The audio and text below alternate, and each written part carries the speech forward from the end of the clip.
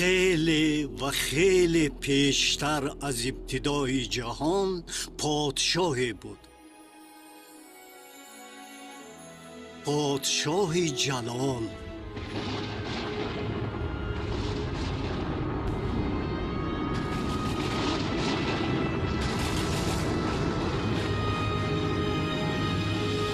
این پادشاه در جای دوردست بود، خیلی بالاتر و بیرون از آن چی تصور کردن ممکن است. در بی انتهایی ابدیت او یگانه پادشاه بود و پادشاهی او یگانه پادشاهی خرد عالی درجه، محبت، خرسندی و آسایش. پادشاهی به هیچ گونه آفتاب و ستاره ها احتیاج نداشت، چون که خود پادشاه روشنایی آن بود. در حالی که پادشاهی از جهت اندازه ها بی‌حدود بود، از جهت اشیاءها محدود بود. بعضی ها میگویند که پادشاه عموما هیچ چیز نداشت. آیا این همین طور بود؟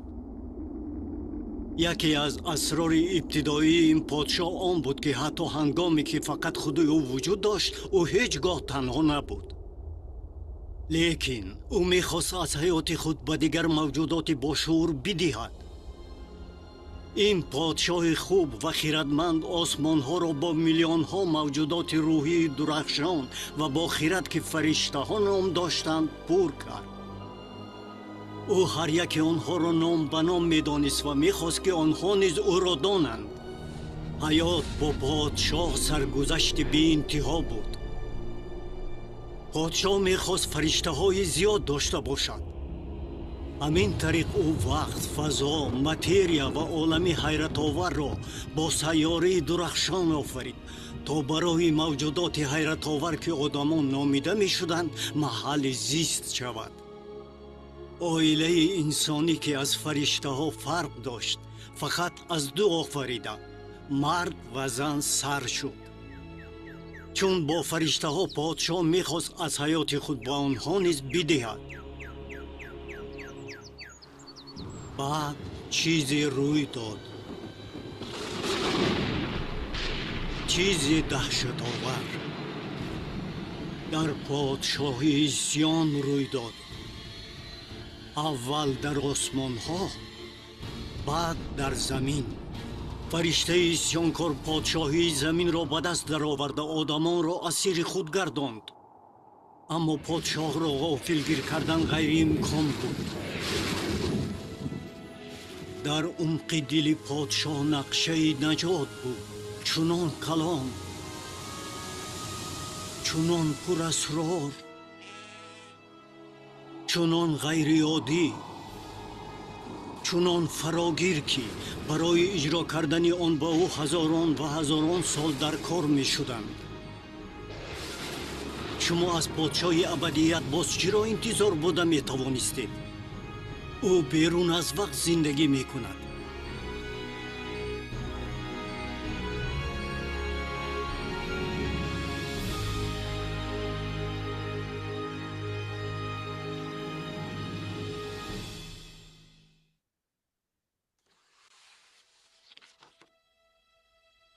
برای دانستن پادشاه و نقشه او شما باید کتاب او را دانید.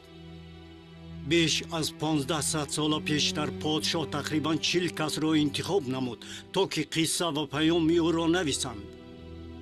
آنها را پیغمبران می نامیدند. پادشاه با آنها سخنان خود را داد و آنها نوشتند تا که برای نسل‌های آینده نگاه داشته شوند. اگرچه آنها یکدیگر را نمی دانستند، نامه های آنها یک قصه و پیام پی در هم را بیان می کنند. نامه های پیغمبران را نوشته های مقدس می نامند.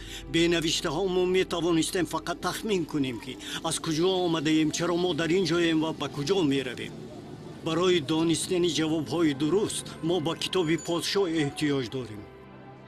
تقریباً 3500 سال پیش پادشاه به موسی نام پیغمبر الهام داد چنین نویسد: آدم نه تنها با نان زندگی می کند، بلکه با هر کلمه ای که از دهان پروردگار برآید.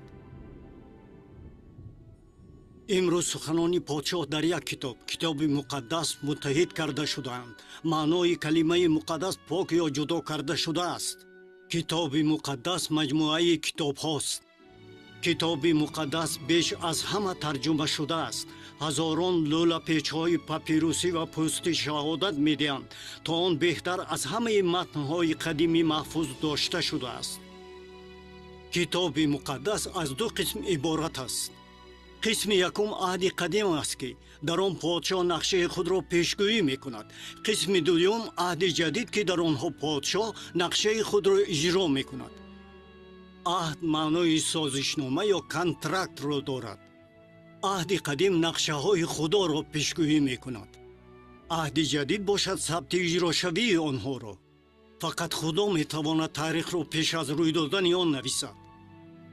фарқ байни аҳди қадим ва аҳди ҷадид фарқ байни подшоҳи бузургест, ки ба шумо сурати ҳол мефиристад, ва подшоҳест, ки шахсан ба боздиди шумо меояд. навиштаҳои муқаддас аввал ба шарқи наздик, африқо, осиё ва аврупо омаданд ва дертар ба амрико ва ҷойҳои дигар. пайғамбарон аз шарқи наздик буданд, аммо қисса ва паёме, ки онҳо навиштаанд, барои ҳар як халқ аст, барои ҳар як оила, барои ҳар як одам, барои шумо.